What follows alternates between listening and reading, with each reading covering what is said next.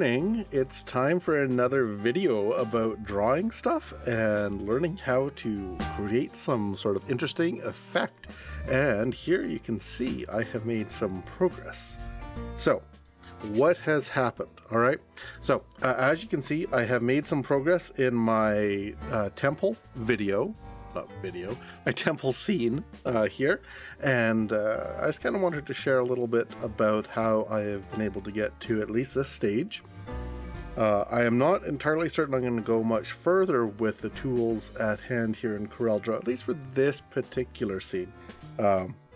Just a little bit of the experience so far has shown that there's some limitations with this tool. It's really not intended for this type of drawing.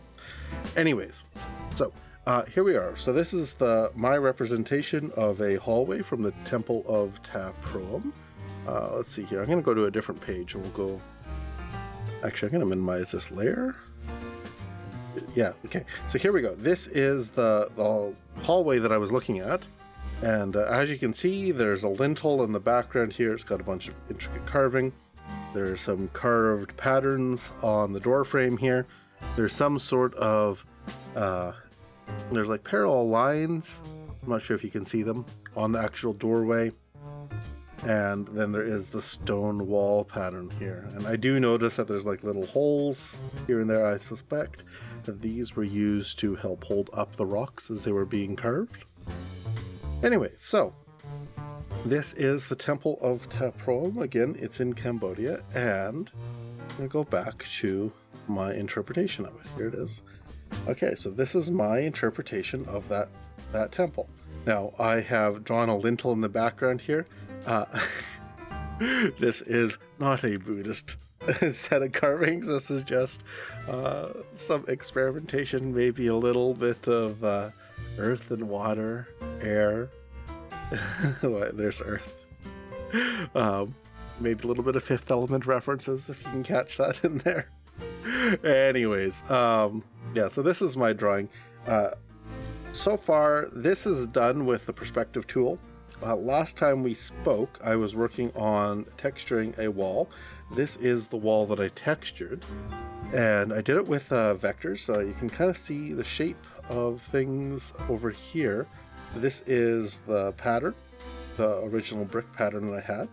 And you can see that over here. So I've done a little bit of stuff. For instance, there's a contour on this brick right here. Okay. And so yeah, two different shades, just one contour level. And then what I did is I took this one right here.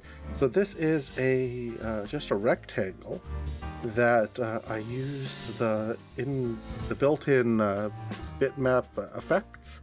And I textured it with, I think, stone and something else. I can't remember. Anyways, I just wanted a rough pattern.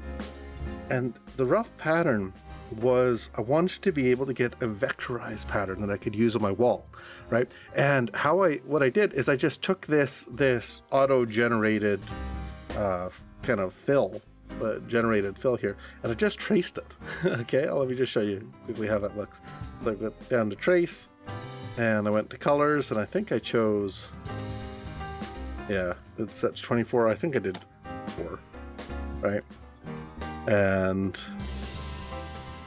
chose some, whatever, something like these settings. It doesn't particularly matter. And then we ended up with this. Now, I'm not sure if this is going to come across in the YouTubes, but yeah, we have a pattern. My goodness. We have a pattern here.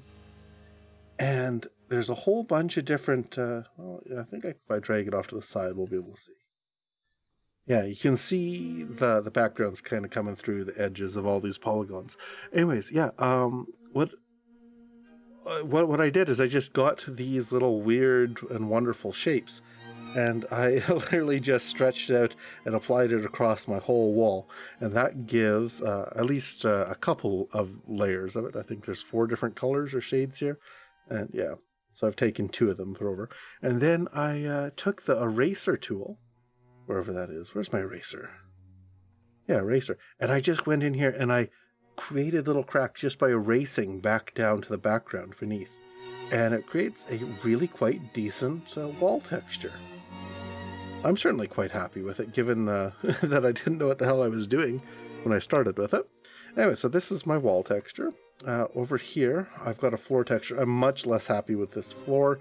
Again, I created some sort of randomized pattern using the bitmap effects and some tracing.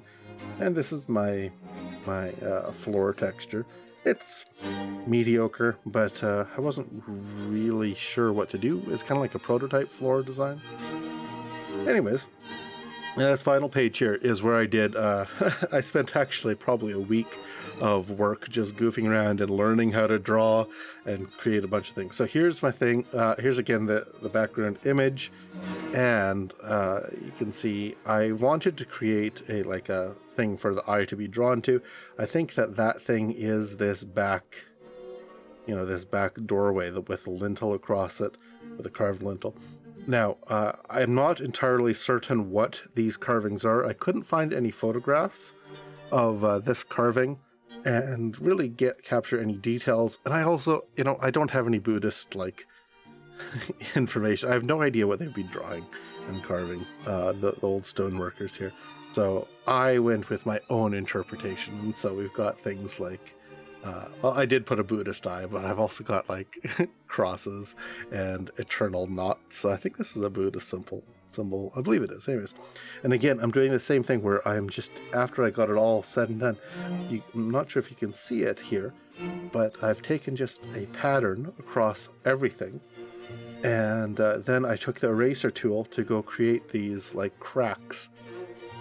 And yeah, I really like how that cracked effect looks. Now, I also, while I was working on this, these are individual drawings, each one of these little things that are supposedly supposed to be carvings. It's really, this is just an expression of me playing with the tool and learning how to use it and how to draw. For instance, I was like, I should draw a hand. And so here's this hand. I am fairly happy with this. People would come in and out of our our business here, and I would get them to come over and be like, okay, what's wrong with this hand? Because I was drawing some sort of goofy, let me show you an example of what I was drawing. I was like, yeah, there's a hand, right? Right? It'd be like that, right? And there'd be a hand and be like, wow, what's wrong with my hand? And this is what it would look like. And because I have absolutely no idea. I have, this is literally, I think this is the second hand I've drawn in my life. This hand down here on my monk character that I drew, this is my first hand. But literally the first time I've ever drawn a hand that looks at all like a hand in my entire life. And so here it is. And I actually, despite the fact that this is a really small element, this guy is really quite detailed. Let me see. I have another copy of it over here somewhere. Yeah, here he is. Yeah. And so I did a ton of work into positioning individual nodes and trying to get the shape of it to something that I was I'd hold up my own hand and be like, why can't I make a thing that looks like this? It's right in front of me. You'd think you'd be able to draw it. But my goodness, it was really, really hard for me. Anyways, then I did other stuff. I was like, well, I'm going to draw a feather. So here's my feather. And here's the little mountain thing. Fire, some sort of fireball cross. I kind of this is supposed to be a cloud, but it looks like a flying spaghetti monster. Yeah. Here's the snowflake. The snowflake. Okay, the snowflake here, I really like this, but this is done using the Symmetry tool, which is actually a feature had never ever used before in Corel. I think it was introduced in Corel 2017, 2018. 2018? Yeah, so the most recent version of the software that we purchased is the 2019 version. And yeah, so you can see that this is Snowflake, and it's done literally just by a little bit of work here. I feel like some aspects of this are not being rendered, but anyways, yeah, all these lines and symbols and what have you, you only have to draw it once. So you draw this, and then it gets applied across all of the various, I guess, reflective lines, or some symmetry lines. Is that what it is? Anyways. Yeah, so I divided it into 6, and it's oriented at 90 degrees. I don't know quite 90 degrees to what, but yeah. Anyway, so this is what it comes up with, anyways. And yeah, how you produce this is actually really quite easy. Now that I've actually used this image tool, like you could do things like draw gears. Like this kind of looks like a gear as it is. Yeah, anything really that has yeah, symmetry that you know, in at least 2 halves. Like I assume that you could do symmetry, for instance. What's something that's symmetrical? Like a card, right? You know, so let's go over here. So like if you have a card, right, and you have what's a playing card, right? So you would have, you know, like a thing over here that says king. Oops, my goodness. You know, there's a king, and it's a king of maybe. This is my spade. I'm such a good artist. The Spade of Kings. Oh my goodness. It's so derpy. Anyways, yeah, the King of Spades, right? Anyways, but you'd want to have that mirrored down to here. Well, you can do this kind of thing, and then you would draw some sort of like, you know, really cool king character right here. But you'd want to have it mirrored, of course, to the other side. And cards have a 45-degree, well, not a 45. They have a symmetry between these 2 points, right? So you can go, where is it, like object, symmetry. You can create a symmetry. And let's see here. I don't know. But this would be, I don't know what the angle would be. I suppose you could figure it out.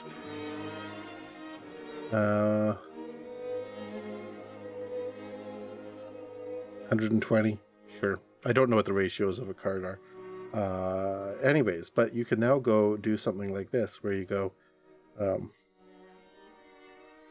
right, we could type, oh,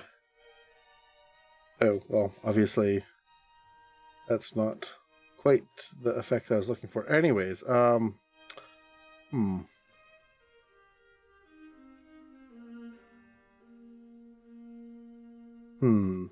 Not entirely certain, but anyways, my assumption is that there's a way that I could make this thing appear down here. I guess, finish, I'm not really certain. Anyways, that's my non-explanation of how symmetry works inside of Corel. Neither here nor there. Point is, this little, delete this goofy thing. Anyways, this snowflake was done with symmetries. This is a knot. It's called the eternal knot. You know, an endless pattern, right? Yeah. Anyways, this was fairly simple. And then after I created it, I went in and I took the smoothing tool. This is a tool that I really like, actually. And you can go down and you can like smooth out corners. And not sure if you can see it working here. Maybe it needs to be bigger.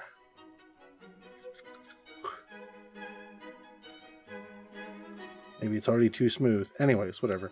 Point being is that it gets rid of the sharp corners, because I didn't want this to be like a perfectly geometrical thing. I wanted this to be as if it was somebody had drawn it. So then this is an exterior photograph of the same temple. I'm not entirely certain where it is. You can see there is some wreckage back there. Not sure where this is taken from, but you get a sense of the stonework, which you can actually see here. Just all sorts of beautiful character design. And then really, I'm not sure how it's going to come across on the YouTubes either, but just the stonework and carvings here, just really intricate. So, although I didn't try to recreate them on my lintel, I did want to create something. So this is what I came up with. This is not I'm not trying to capture what they created. That's for them. They've already done that. This is mine. Here's my dorky hand. Anyways, so point being is that all of this was to create my door frame here with a lintel across the top. And yeah, let's go back to the main page again. See how it looks. Now, this wall, I'm just going to, hold on, I'm going to zoom in at appropriate level. Sure, whatever. Okay, all of these walls, they are in fact the same wall texture, just shown from various perspectives that I've already shown. All right, so I didn't do any innovating on walls. This is literally just the same texture used. And it is literally a perspective. So this is cropped into, what are those, a power clip? Yeah, here we go. Let's enter this thing. All right. So here we are. Yeah, these are the walls, and they are just created with perspective. What's the mechanic on it? Let's see here if I can find something.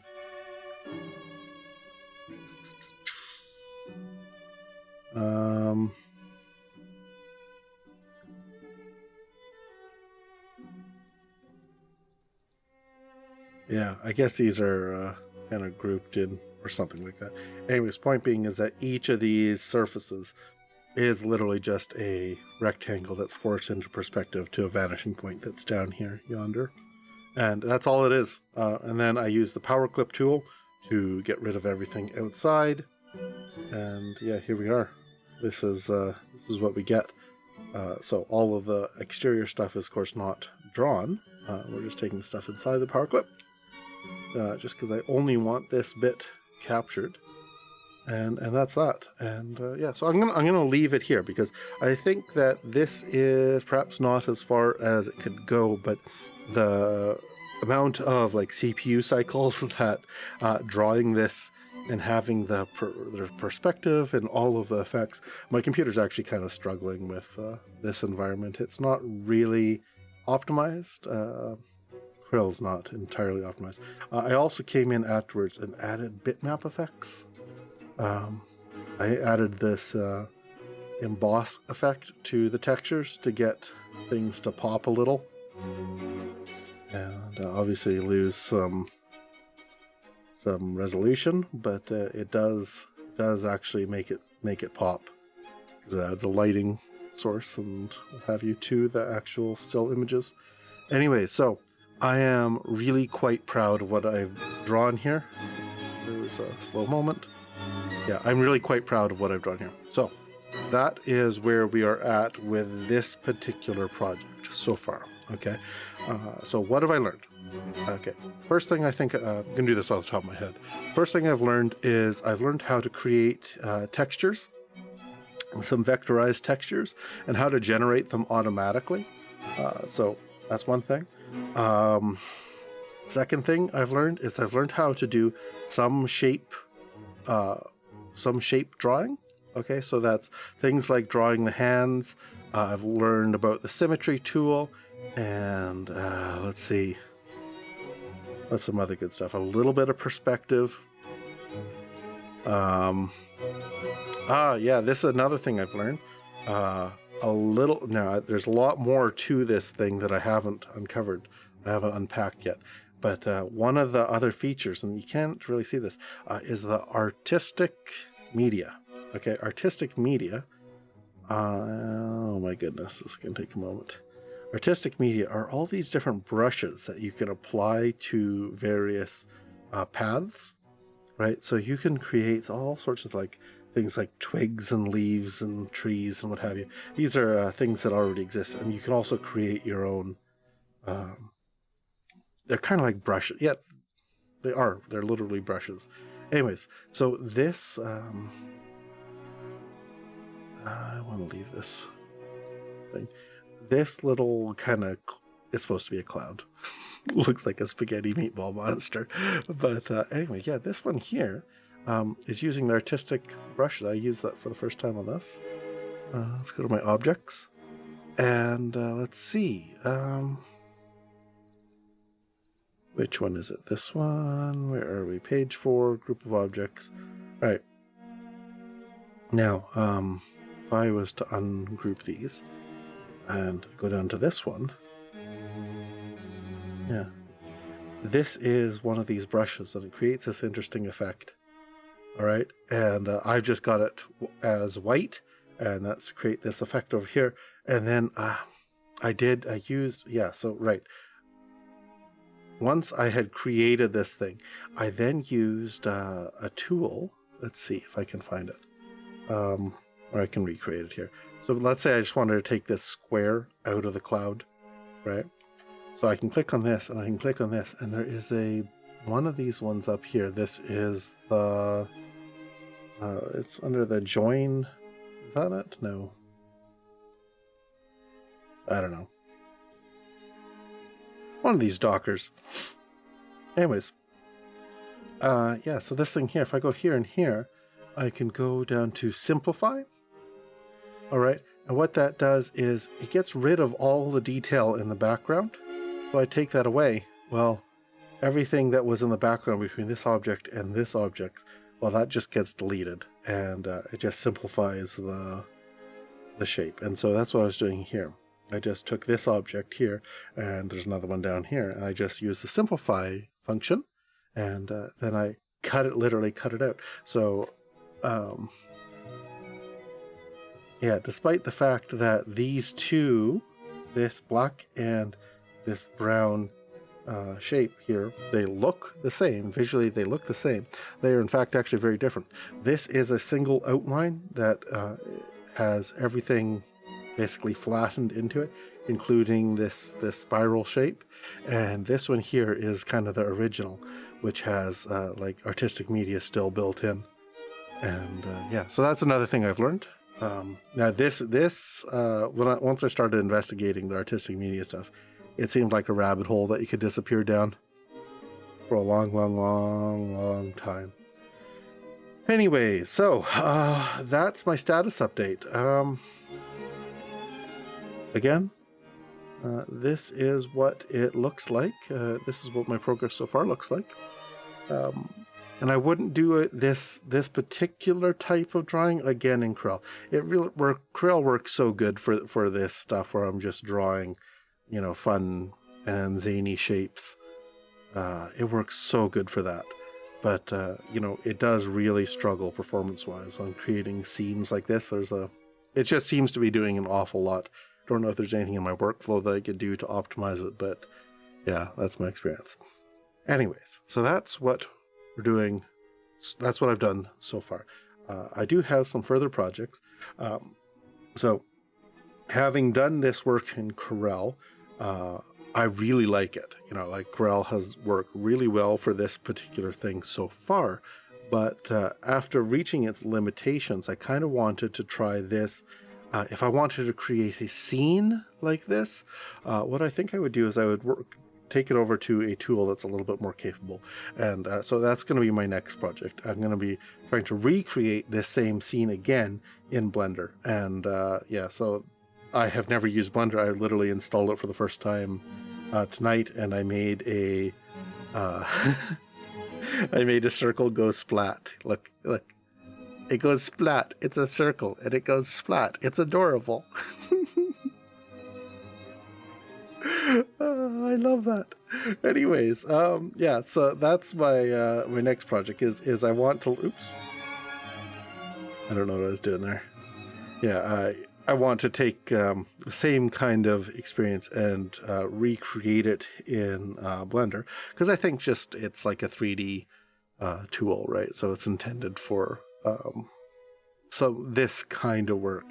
Not to say that this tool Corel is of any less value, because it totally is. It's just the specialization is quite different. Okay, so let me see what else. Right. Okay, so the last thing that I wanted to talk about, and I'm not sure if this exists, is I'm wondering what other social media platforms there are around Corel. I've found one YouTube channel followed by the name of, I think, Doug Green, And he, I think, has a CNC shop of some sort, and he does a tremendous amount of Corel tips and tricks videos. He is pushing them out all the time.